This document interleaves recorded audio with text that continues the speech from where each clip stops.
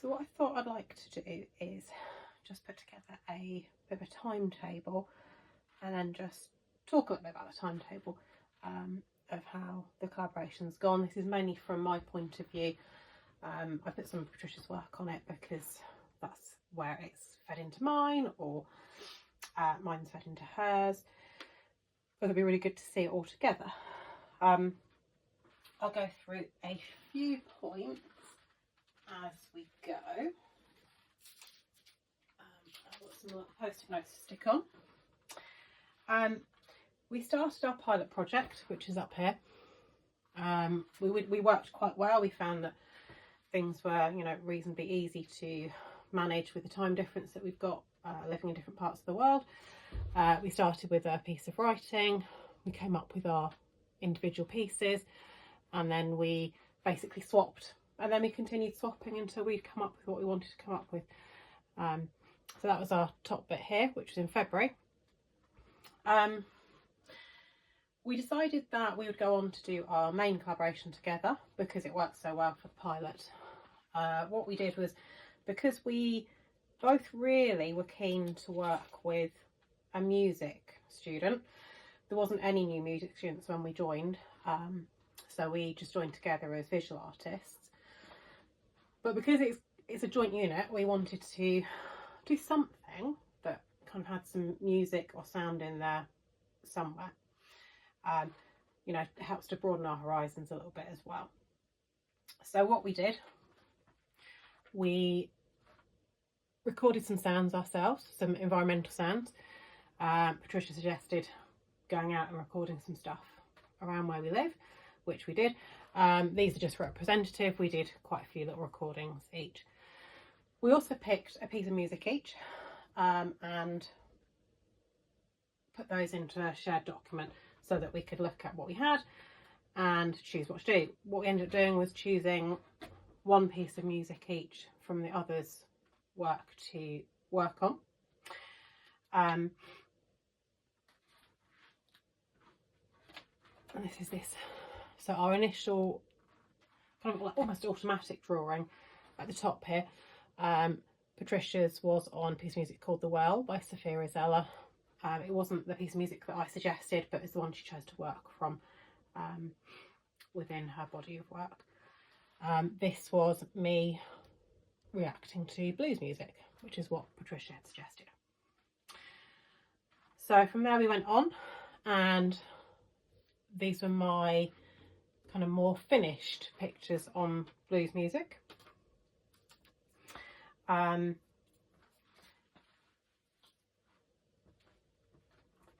What we did is we went to set up the shared drive again and popped these in. This was Patricia's reactions to the Sophia Rizella music, which we did about the same time. I then went on to look at the environmental sounds that we both recorded. So I did different pieces. We both did recordings of similar things, because in my head what I wanted was to try and do at some point something about the differences in culture. So this was shopping in England noises, this was shopping in Bangkok noises, this was street noises in Bangkok, and this was street noises in UK. Patricia started at this point with working on some work from the blues and Sophia Rizella The Well. So we were kind of working independently really at this point. We'd gone away, we'd worked out what we wanted to do, and were going to be coming back together when we'd done a little bit of work.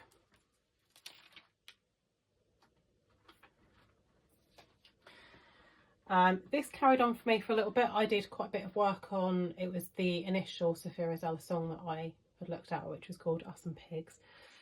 So this was my work that I did on that. Patricia then did some work on the blue stuff still. At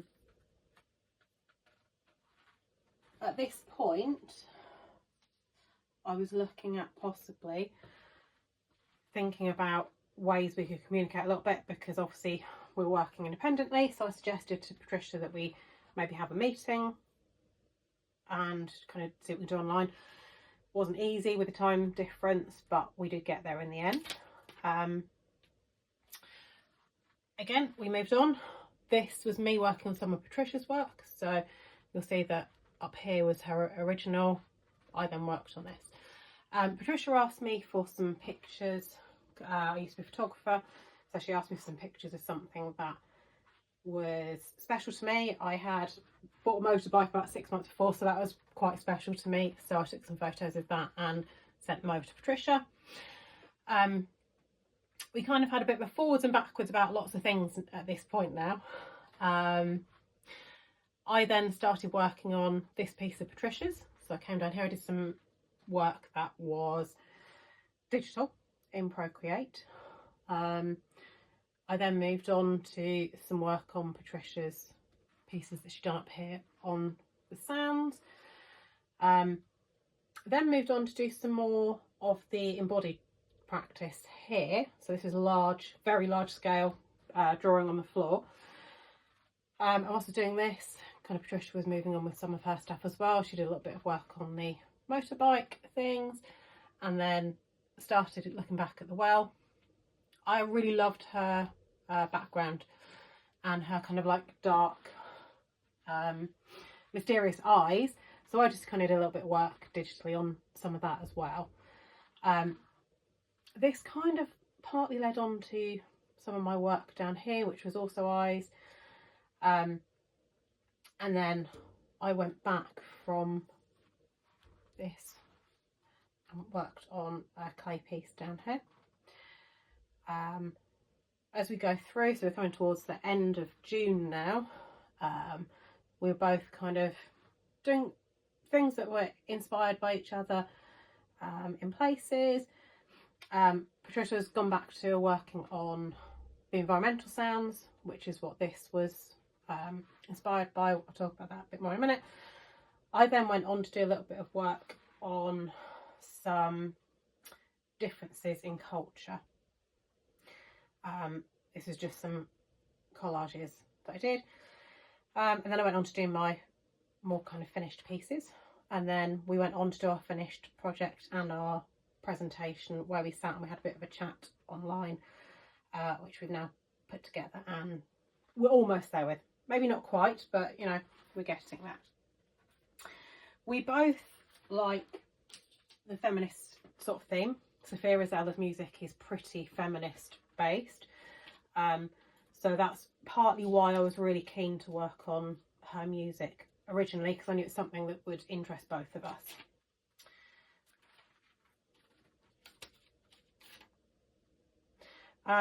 On the 14th of June, Patricia mentioned something and we then discussed about some possible public participation in some of the work that she'd been doing. So it's this kind of part down here where we're looking at different cultures and religions. And this could be something that we could throw open to the public at some point if we wanted to. Possible, you know, future thing. We don't have time to do that right now. It would be quite involved if we did. So let's have a little bit of a look. I want to show you a couple of the pieces that I've done that were more finished at the end. So what is, I start from where the inspiration was. I took quite a bit of inspiration from Patricia's sketchbook pieces. So especially this piece up here. So this is one of Patricia's first reactions to the Sophia Rosella music. As soon as I looked at that, that shouted Tondo to me. So I then kind of thought, what can I do with this? How can I take it forwards? So I decided to do a clay piece from that. I kind of wanted it to look pretty similar to the original. You know, I tried a few things. Eventually got to the point where I was happy with kind of the way I was able to work. I'm not a clay person, so I hadn't really used clay before. So we went from here. It's not on here, but somewhere around about here was the original clay tondo that I did. When I'd finished the clay tondo, which you can see in this picture here, I then asked Patricia if there's anything that she could think of that I could do to it to improve it or take it further. And she'd been working on some wire stuff. So this was to do with the motorcycle sounds that I'd recorded earlier. And I think this one was to do with the well as well. So she suggested some and sent me a sketch from her sketchbook about some ideas that I could use. I pretty much took those forwards, decided how I was going to attach, how I wanted to look, but using that sound wave idea. This was then kind of my finished piece. I then submitted that for my assignment, had some feedback from my tutor, which then meant that I turned it into something slightly different, using light to cast shadows on it. This was actually a recording that I did, which I really liked. And then from there, a little bit further on, when we were talking about, or I think I'd shown Patricia this picture, or the previous picture of this, she'd mentioned that it looked quite similar to one of her pieces, which I haven't put on here. And that piece, then I looked at it and I was like, oh yeah, okay, you've used some of the pictures that we'd put together up here for something else. So I thought, well, okay, let's see what I can do with this. And then I added on the pieces of wire at the bottom with some of the pictures on. And that's where I've left it. I'm really happy with the finished piece. I kind of feel like I worked on it over quite a lot of the time.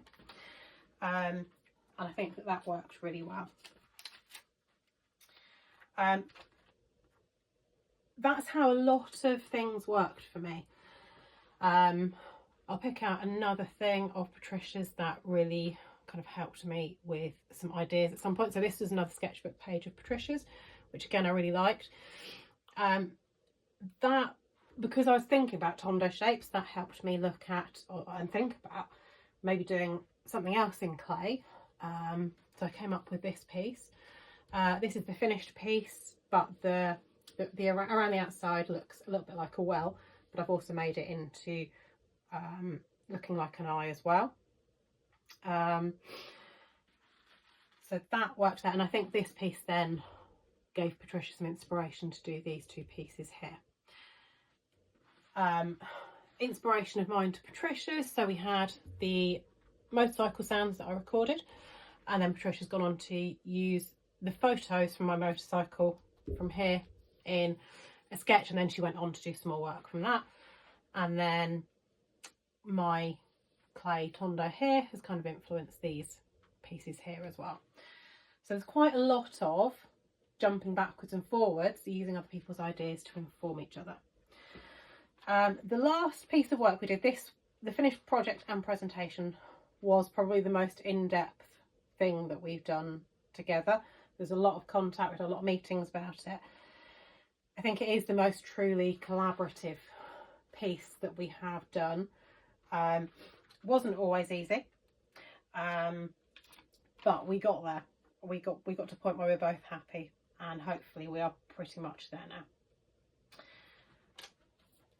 Okay. So there are a couple of times that I've had a bit of a rubbish time. I think you can probably guess where they are on my work here. One of them was kind of around about here, which I will just stick there. My son had some mental health problems, which caused me to, I just couldn't really focus on much other than getting to work in the day and getting home and, hoping that he was okay. I also took a little bit of time away from the course, kind of around this stage here, so June, July time. I knew at the start, when we were planning the unit and what things were going to look like, I knew that the summer term at school, because I work in a school, was going to be really difficult. It's always really busy. It is crazy at school. I work with children with mental health issues at school, and that is always the time around exams that is the busiest for us.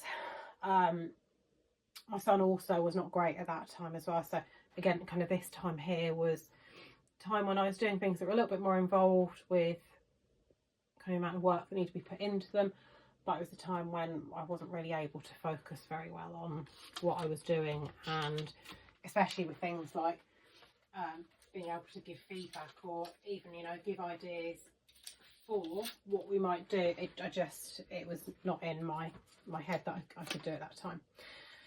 Then what I want to do next is just pop on kind of the meetings that we had. I met with Patricia in February. We had a chat, see if it was something that, you know, we could work together for the initial pilot project. In March, we met with our tutor. Well, sorry, I think that might have been a single one. I think I met with my tutor and had a chat about what we were going to do for the course. In April, we had a Unit 2.2 group session, which both Patricia and I went to. And that was, I think, the one where our tutor basically said, okay, there's two of you, you're both new, you know, go do what you need to do. So that's what we did. I then met with Patricia on the 26th of that month. So that would have been our initial meeting about kind of what we were doing and how we were going to go about it here. 8th of May, we had a joint tutor meeting.